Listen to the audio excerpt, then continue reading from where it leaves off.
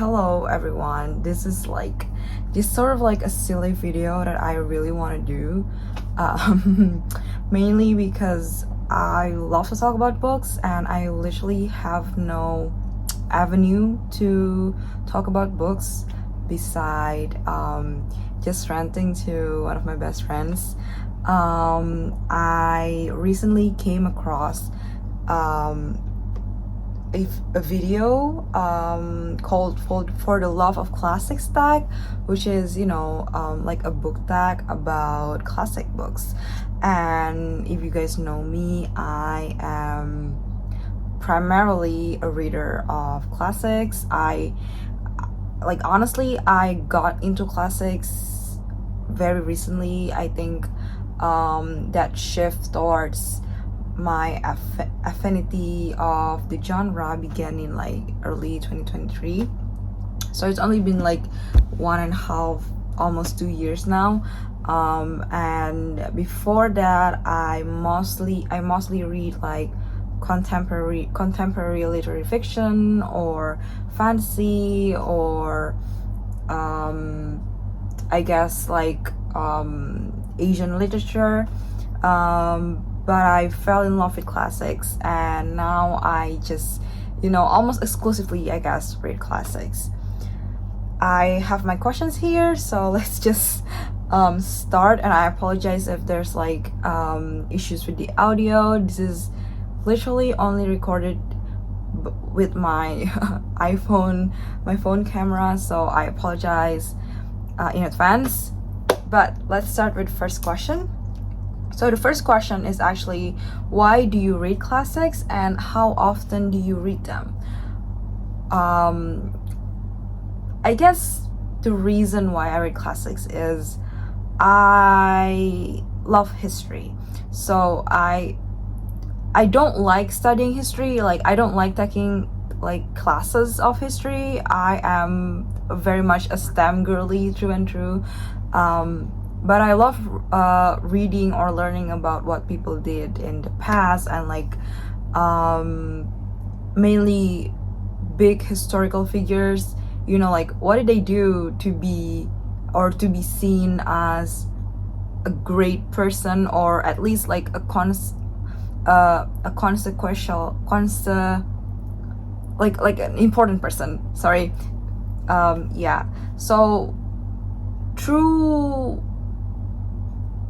my love for history and like blending it with my my love for fiction that has been with me ever since I was a child, I began reading classics to really immerse myself in a period of time in history, say like the Regency era, with my love for Jane Austen and other authors. So yeah, I think I just really want to immerse myself in a particular period of history, and through reading fiction written from that particular era, I can experience it more. And how often do you read them? I almost exclusively read classics now, and I read about like 5 to 7 books per month. So I think like out of those 5 to 7 books, I read at least 3 classics a month. So there's that. Okay, question number 2. What is a period / country / culture of which you haven't read many classics but would like to? Okay. I think I have like 2 very broad answers to this question. I very much would like to explore French classics more, mainly because I have like some copies of French classics that I haven't read. I have read French modern classics that I really enjoyed. It's one of my favorite books of all time, and it is The Woman Destroyed by Simone de Beauvoir. Yeah, I'm just gonna grab those books. So I have like multiple French classics that I own. I have like Madame Bovary by Gustave Flaubert. I haven't read it. I desperately want to, and this is like a very beautiful edition of it. This is from Paper Mill Press that I got from my trip to Kuala Lumpur, Malaysia. And I have a copy of The Count of Monte Cristo by Alexander Dumas. Again, desperately want to read this. I have heard so many great things about it. It's just, as you know, as a junior doctor in training, I just haven't had the time to read it. I will read it very soon. I also have a copy of Emile Zola, The Lady's Paradise. So this is actually like I am several pages into this. I read like 10 pages last night and then I fell asleep. So yeah, I am really enjoying this so far. And I will like not make a full review, I think, but like I will talk about this book when I finish it, hopefully within this week. And then of course, one of my favorite books of all time, The Woman Destroyed by Simone de Beauvoir. As I mentioned earlier, this is the only French classics, French modern classics that I have read, and I enjoyed it so much. I think Simone de Beauvoir is I just want to pick her brain apart. Truly, like, oh my god, I love the prose, I love what she's trying to say. This is actually not a novel, this is like a collection of 3 novellas, and this exploration of what it means being a woman, what it means being a mother, that is, you know, within one of these novellas, is just something that I really enjoy and I really sort of resonate with as a young woman. So yeah, I really recommend picking up this book if you want. Another country or culture that I really want to explore more is definitely like Southern America classics. I have read 100 Years of Solitude. Unfortunately, I did not really enjoy that book. I think it's just a matter of like, I just don't really enjoy Gabriela Garcia Marquez's particular writing style. It is very reminiscent of like stream of consciousness, and I just don't really enjoy that. That's why I also have not read any of James Joyce's novels, but I really want to, you know, explore more of those Southern American classics novels that I have heard so many good things about. Question number 3 is, what modern book do you think will be a classic in 100 years time? This is a very easy question to answer because I love this book so much, and it is none other than The Secret History by Donna Tartt. I think, you know, much has been said about The Secret History, about Donna Tartt's writings, about like the dark academia of it all. I honestly just find this book very funny. It's a very, you know, it's a very clever satire, and I think a lot of people miss that. You know, it's just so many people think that this book is very serious. It talks a lot about the you know, kind of like the pretentiousness of elite colleges, and yeah, it does talk about it, but ultimately this book is very funny, and it's like, I don't know, like a very great exploration of flawed humans and like what it means to be a flawed human in a relationship, in a platonic relationship specifically. So yeah, I love this book for like both its very, you know, dark academia setting, but also because I find this book very funny. Yeah, I love this book. The next question is, what was the last classic you read?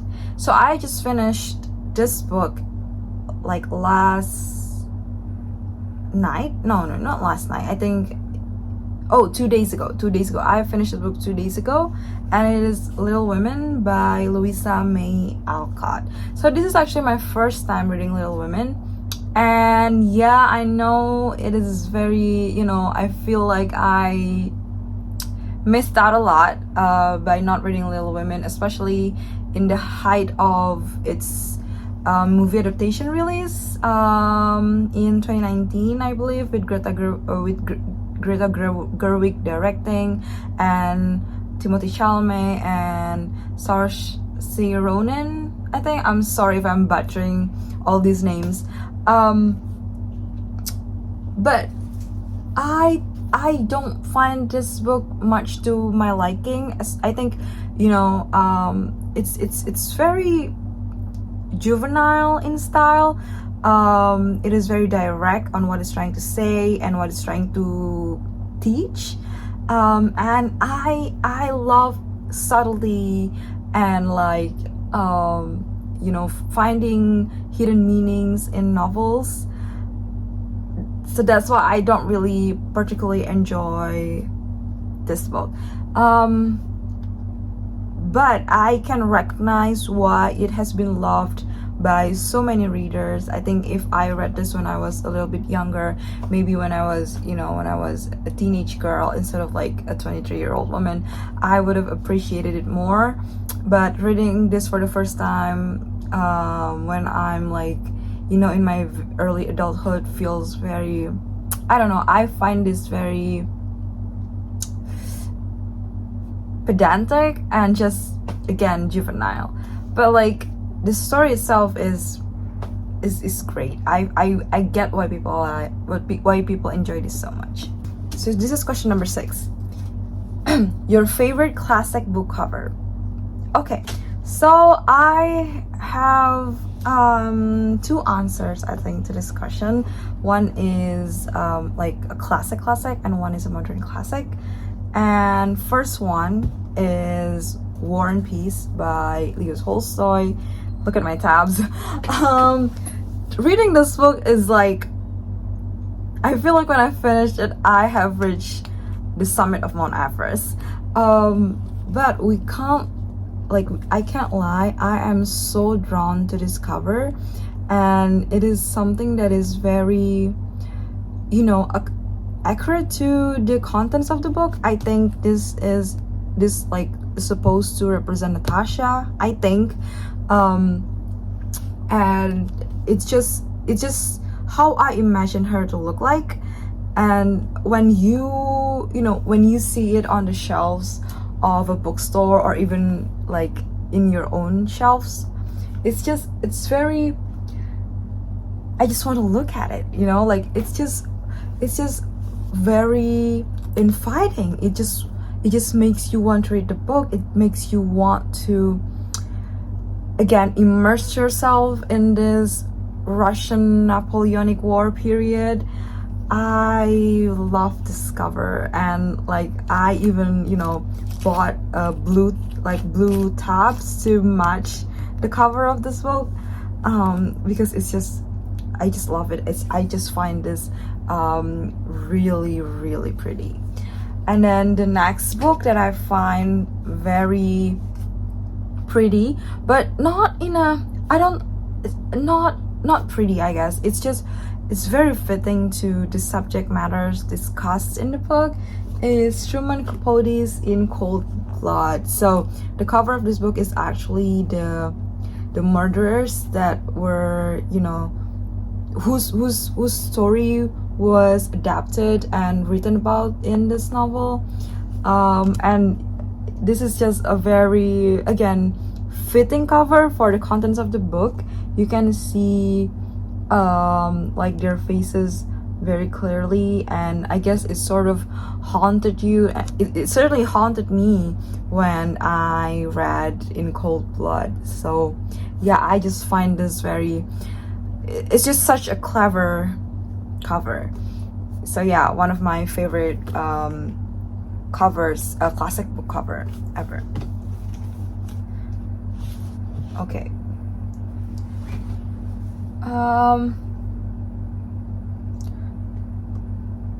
The next question is, what classic authors do you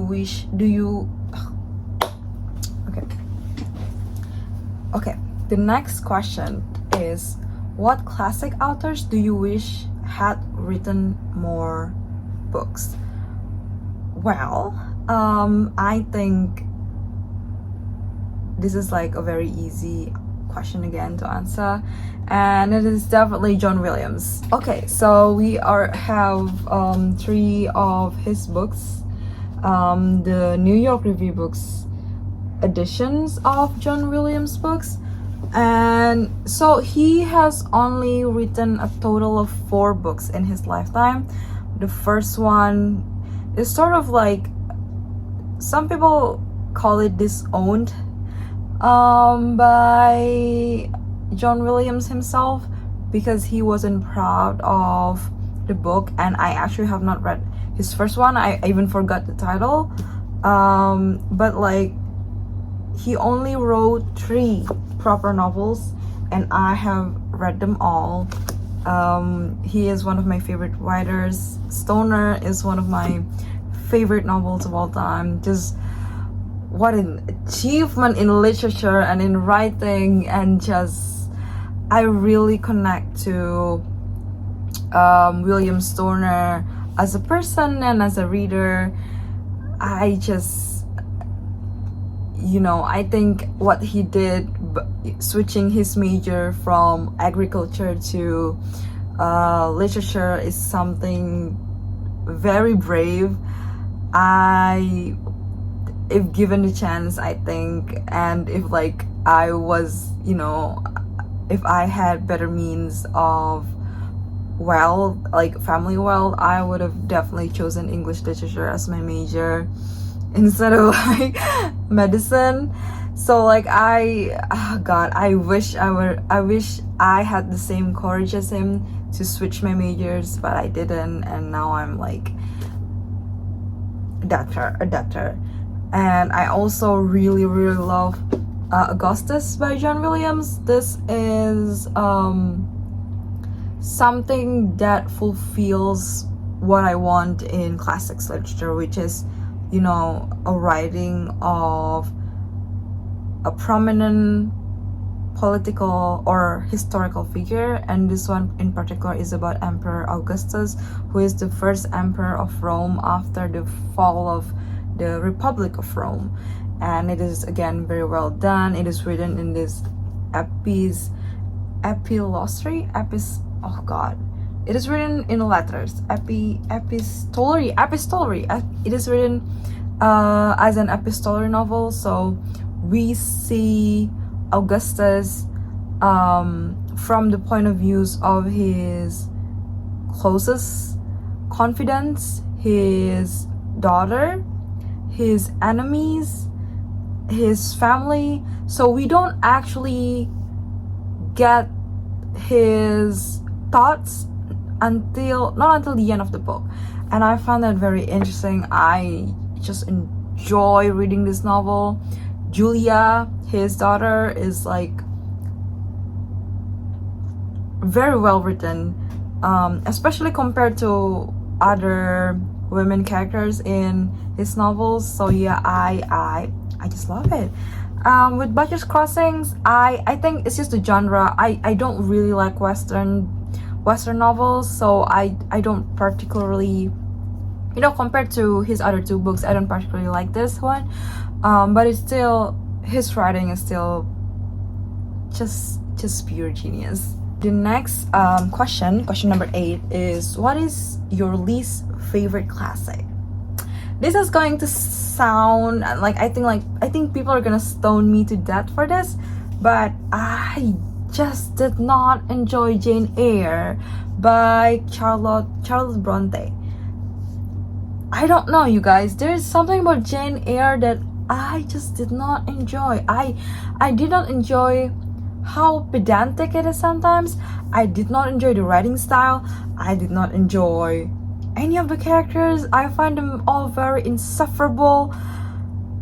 I think, this book is regarded as this very feminist novel. It's like one of the first woman, like Bildungsroman centered around a woman, but it is still very misogynistic, and there is something about the woman in the attic trope of it all that is, you know, heavily discussed in a book. Wait, I'm just gonna search for it. I forgot like who wrote it. Sorry, it's called The Mad Woman in the Attic by Sandra Gilbert and Suzanne Gubar, which is like it discussed heavily what does it represent, and like what does it mean to be, you know, what does it mean to read those tropes in our current understanding of feminism and like feminist literature. And I just did not enjoy this book. I don't think I would ever, you know, read any of the Bronte sisters again, because I read Wuthering Heights in like middle school, and I also did not enjoy that. I dislike Jane Eyre more, but I also did not enjoy Wuthering Heights. So Bronte sisters, I'm so sorry, I wouldn't read any more of your books. The next question, now question number 9, is what is your favorite translated classic? This is a very easy thing to answer, and it is none other than Anna Karenina by Leo Tolstoy. Oh my god, you guys, this book is it shaped me as a reader, you know, in a way, mainly because this is the first book that I thoroughly engage in like a critical level, and but also like in a personal level. So I used to be those kind of readers that were like, the curtain is blue because it's blue. There's no deeper meaning hidden behind the colors of the curtain or something. But when I read Anna Karenina, mainly because Tolstoy is trying to teach so much while still maintaining the main plot of the novel, I find myself just searching for clues, searching for hidden meanings, just, you know, again, engaging this novel in an intellectual level, and I just enjoyed doing that so much. I used to have like so many tabs, but I removed them all because I was scared that it's gonna leave a stain. But yeah, this is one of my favorite books of all time, and it's such a well-written book. I think this is Tolstoy's greatest achievement, even more than War and Peace, because there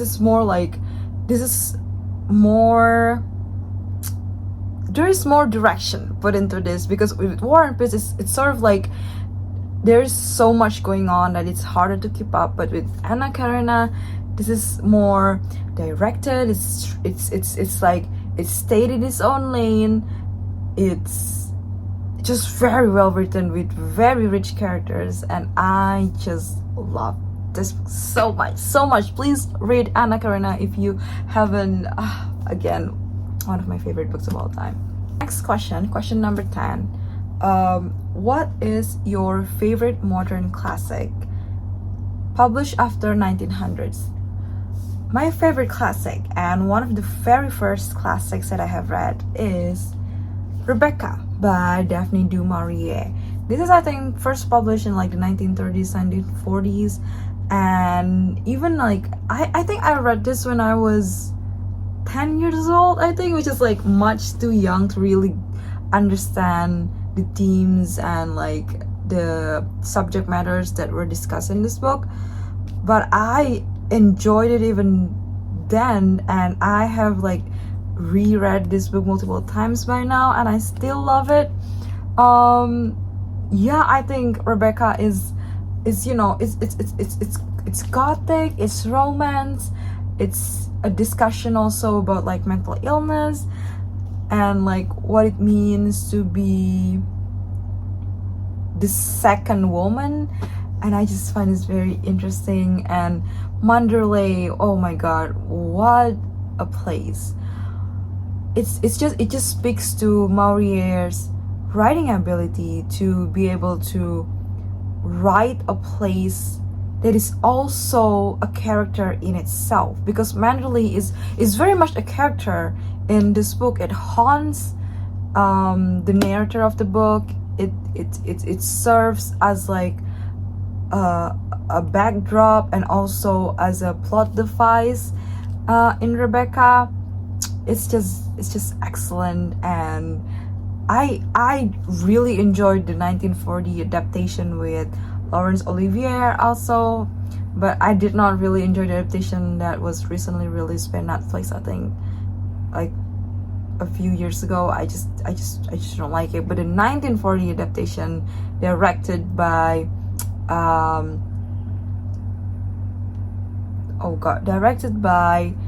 Hitchcock, starring Laurence Olivier and Joan Fontaine, is excellent. 5 out of 5. The book is also 5 out of 5.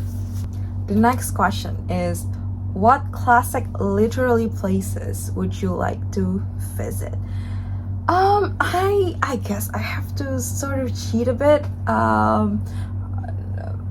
when it comes to this question, mainly because I'm like, I don't know, I'm so confused.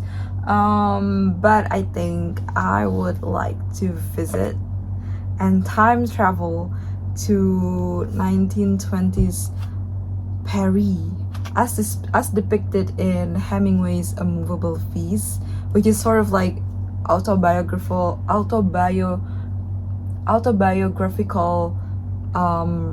roman éclair written by Hemingway.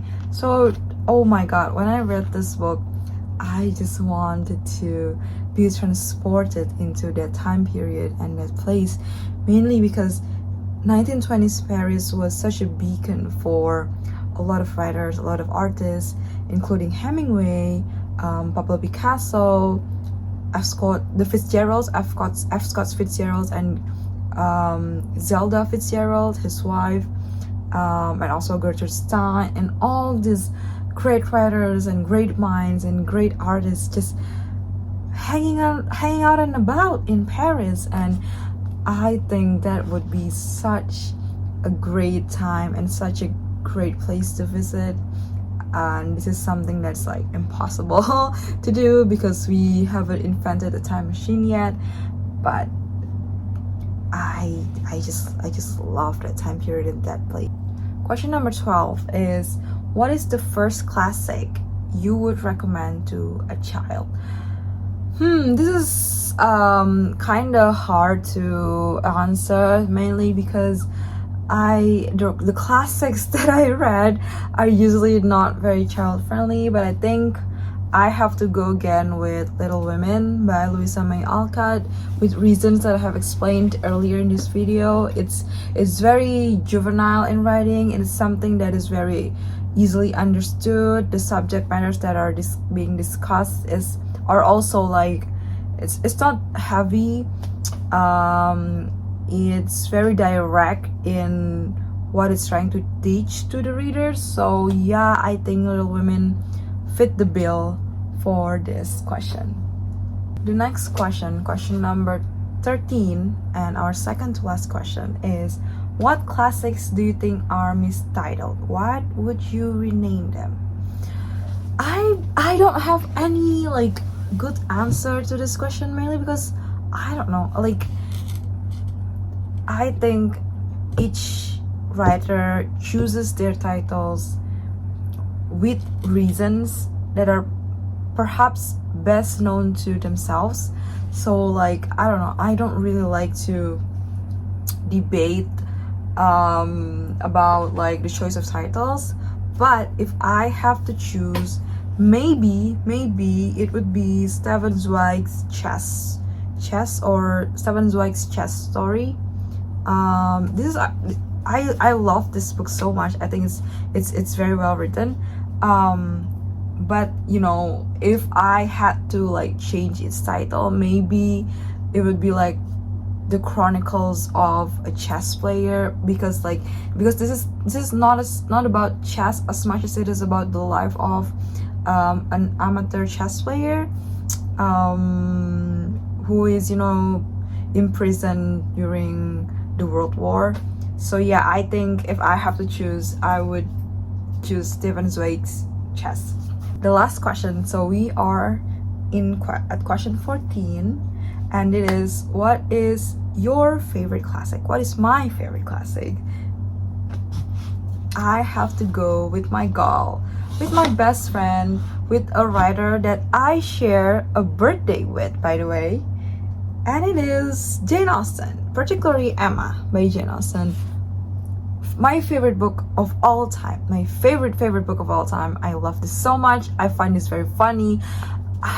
I think, you know, it's just fascinating how relevant this book is, even if it is like read through the eyes of a modern person. This book was written like what, 100 years ago, 100 more years ago, and it still resonates so deeply with me. Like I just can't imagine the characters from this book walking around Jakarta in 2024, because it's just they just all felt so real, and Jane Austen has a knack for like writing very rich characters, very flawed, very human characters, that I just, oh my god, I adore this book so much. I have like I don't know, I find this book very funny. I think Emma is a great character, and like it's just a very fun book to engage in, both in like surface level. Like I don't have to think very much if I chose to, but if I want to think about it more critically, there is so many things that I can analyze from Emma or from any of Jane Austen's writings, really, about like the class divide, about you know, which leads to class consciousness, and about like, you know, a place for women during that time period, what it means to marry, marriage as an economical institution, and like, oh, just Emma is just the best book that I have ever read. So that concludes my first book tag, which is for the Love of Classics tag. I wasn't tagged by anyone in particular. I just want to do this. I just find it very fun to talk about books. So yeah, thank you for watching my rants, and like, even if no one watched this, then that's great too. I'm sorry that my background is very improper and very, you know, messy, but thanks again for watching. I'll see you in my future videos.